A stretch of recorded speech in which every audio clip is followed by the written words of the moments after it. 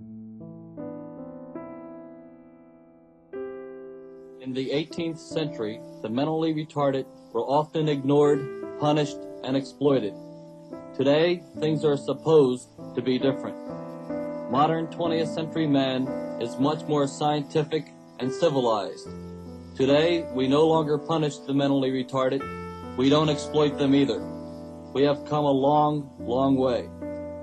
Now we ship them 25 miles out of town to a state-operated institution and forget them while they decay from neglect. Originally known as the Eastern Pennsylvania Institution for the Feeble-Minded and Epileptic, Pennhurst marked a self-proclaimed progressive era for mental health. It was only the second institution of its kind to be opened in Pennsylvania during the early 1900s.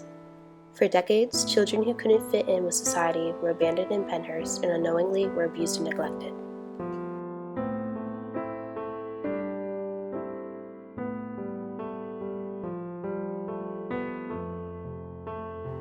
Pennhurst began construction from 1903 until its opening in 1908, starting with 14 buildings spreading across 112 acres of land. By the time Pennhurst closed, the size grew to 1,400 acres with several more additional buildings. It originally served as a school for the mentally handicapped, but soon opened hospitals and dormitories for patients. Some of the buildings also included on-site housing for its employees and places for recreational activity.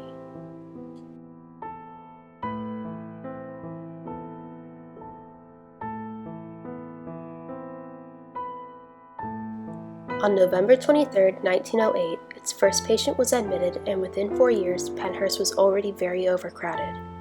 It was originally designed to hold no more than 500 people, but in May 1930, it was reported that there were 1,200 patients admitted into Pennhurst, and this number continued rising up to 3,500 patients by the year 1955. Even though they were already very overcrowded, Pennhurst was also forced to admit immigrants, orphans, and criminals into their care. The rapid overcrowding of Pennhurst and the lack of staff soon led to the neglect and abuse of patients. In 1968, Pennhurst was exposed in a 5-part television news report by Bill Baldini titled "Suffer the Little Children." The series shocked the public, showing the poor conditions of Pennhurst. During the next 4 evenings, TV 10 will delve into the problems of Pennhurst. We hope to find out why the current conditions exist, what are the problems facing the people running the institution, what has been accomplished in the past, and what must be done to correct the injustices the mentally retarded have endured much, much too long.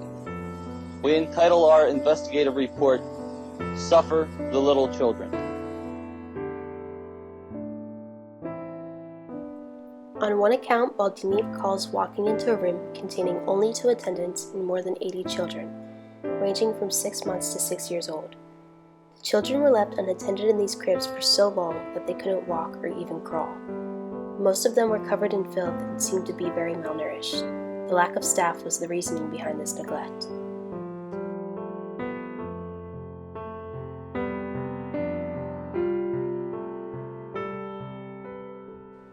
On some accounts, the asylum staff would also tie the patients to their beds and leave them for hours, if not days.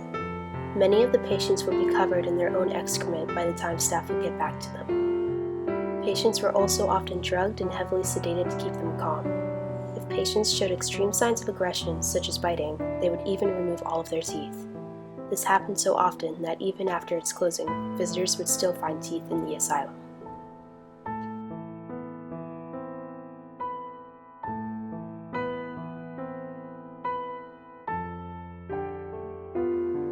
Even after Pennhurst's unhygienic and inhumane conditions were revealed, the asylum continued to remain open for another 20 years. In 1977, it was ruled that the conditions of Pennhurst violate patients' rights, and in 1983, 9 employees were charged with the abuse of patients. The asylum was ultimately closed in 1987, and the remaining 460 patients were deinstitutionalized to other facilities or their families.